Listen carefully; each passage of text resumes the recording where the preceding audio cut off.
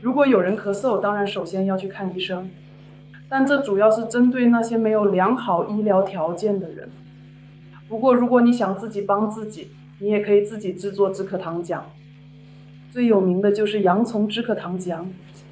那一个洋葱把它切开，切碎，放入一个容器中，然后用凤梨填满，让它过夜，然后给患者1天内服用10茶匙，分散在1天中。当然你也可以用萝卜代替洋葱，这样1天只需服用5茶匙。不过萝卜对孩子来说太辣了，你还可以在洋葱蜂蜜止咳糖浆中加入芭蕉茴香，这样味道就不会那么难闻。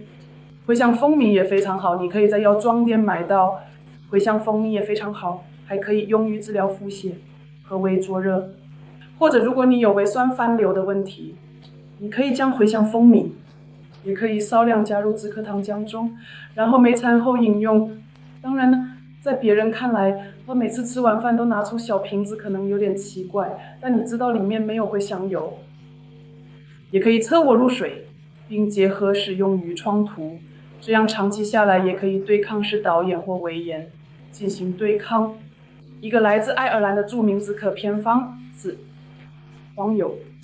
你去1茶匙黄油，并在上面涂上1层厚厚的加糖，这对干咳特别有效。过一段时间后，最顽固的痰也会化开，然后血液循环会改善。